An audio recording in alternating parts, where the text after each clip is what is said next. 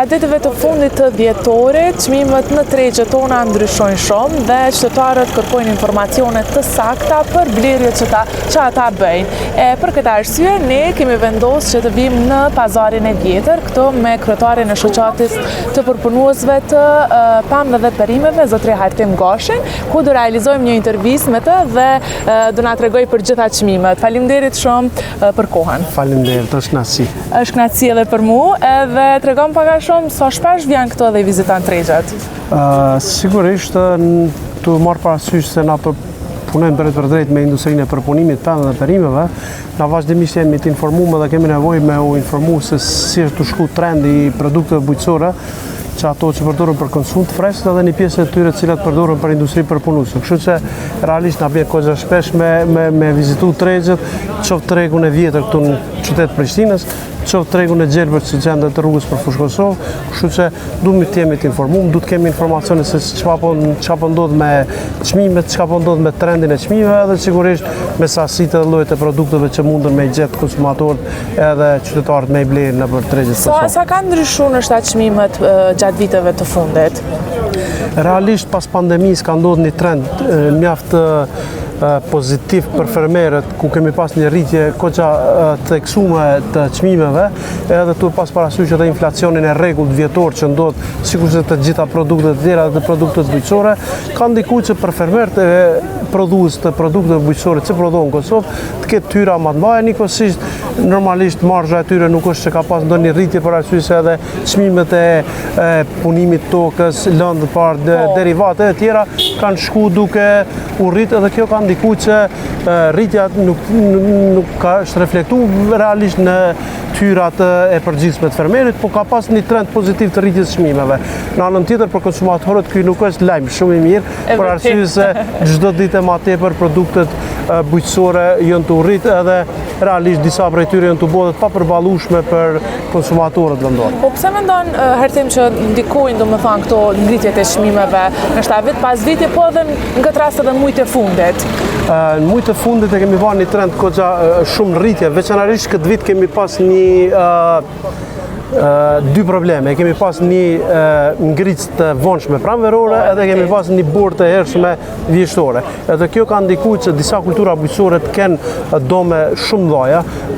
Për shembull mundi me përmend bërthamore, domethënë qershia, vishnja, edhe produktet e tjera, domethënë kanë pas një dëmtim pothuajse 100%, edhe kjo pastaj është reflektuar me çmimet që kanë qenë astronomike, për shembull rreth 12 euro ka qenë kilogrami i qershive në verën e hershme, kështu që ndryshimet klimatike çdo ditë më tepër po e bëjnë më të vështirë punën e fermerit, edhe kjo punë e vështirë pastaj po reflektohet edhe me ngritje të çmimeve.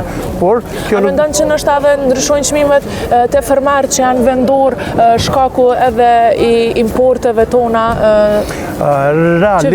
Realisht shumica e produkteve perime që importohen nga jashtë janë produkte që përdoren për konsum të freskët, janë produkte që përdoren për konsumatorët. Kështu që automatikisht reflektohet edhe me import të inflacionit. Edhe pastaj kostot e prodhimit neve vazhdimisht janë të na rrit, edhe çmimet e konsumit janë të shku e përcjella para 2-3 ditësh doli edhe indeksi harmonizuar i çmimeve të konsumit, edhe diku rreth 15% dhe 16% është inflacioni vjetor i produkteve bujqësore pemë perime të ndryshme.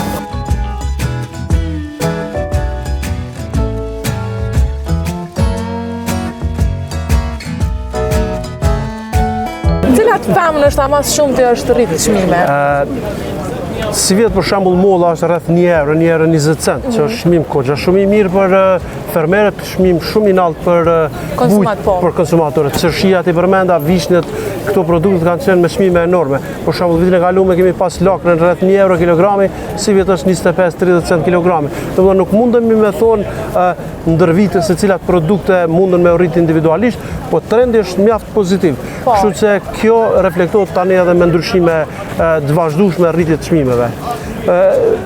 Sa i përket rritjes çmimeve gjatë festave fundvitit kjo reflektohet me rritjen e kërkesës për konsumin e produkteve, kryesisht agrumet, molla edhe këto kryesisht perimet që përdoren si lakna, patatja e të tjera. Kështu që rritet kërkesa dhe njëkohësisht kjo ndikon që me u rritet edhe çmimet. Është një rregull bazike e ekonomisë. Po cilat pam edhe perimet kërkohen mas shumë të gjatë festave të fundvitit?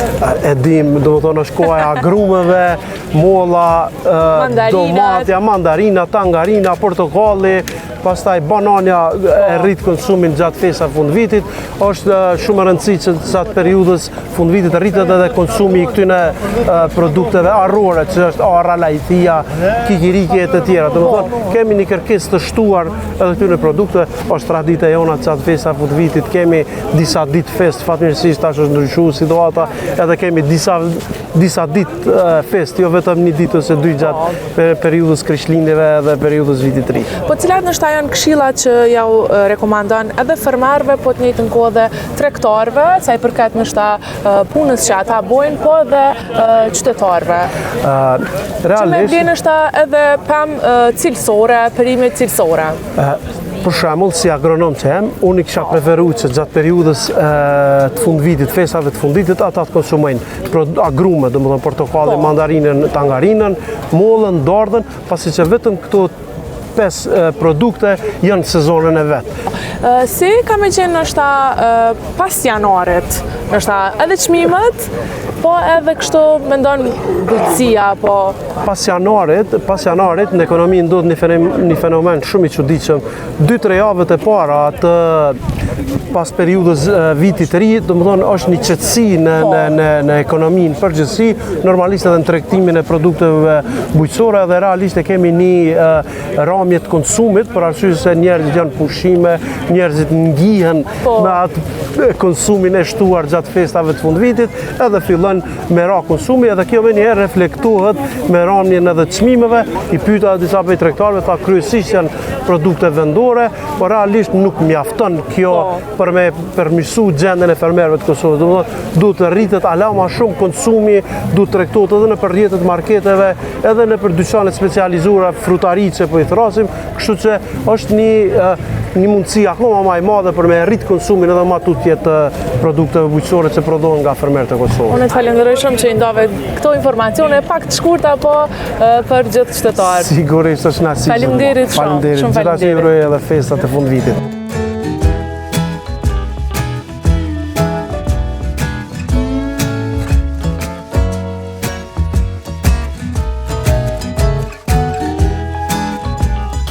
Bat, Urna, çka ke dalë me blesat këtu në pazar? mandarina. Mandarina, dhe çysh është çmimet? Po, nuk e të shrejta, mandarina të qenë. Po. Dimba i koha gati ka kalu, 80 cent, 60 cent, nuk e të shrejta. Po, kilograme. Kilogrami, Tash, a mendon që i shtrejtojnë çmimet për festat fundvitit? për festat fundvitit, kur vinë këto diaspora kanë me shtrejtu me siguri. A dohet, a është mirë për juve, apo jo? Jo, por neve së është mirë. Se na që kemi fuqin blerë se dopt, nuk më me përbalu. Po.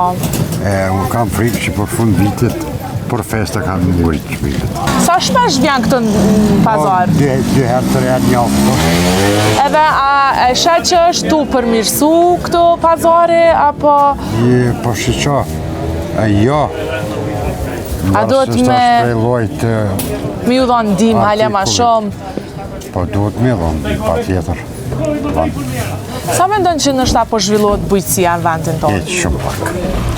Shumë pak, për para ke shku në fshat, ke polu, viqa, dele, pula. Ta shko në fshat, shef të një që automjete, makinat prej shtat. Vjen prej fshatit, blen djatë këtë dhe qumsht. Po. Atje ka kushtet me rujt një lopa, një diqka. Ti si qytetari vjetër i Prishtinës, nështë ke pas ndë një tokë të ndën, e ke punu ma herët kur ke qenë ma i ri, apo jo? Kur kam qenë ma i ri, po, tash jo, edhe pse jam vetë kritik, por vetë një kam 4 ari, që muj me mjellë, diçka nuk i mjellë.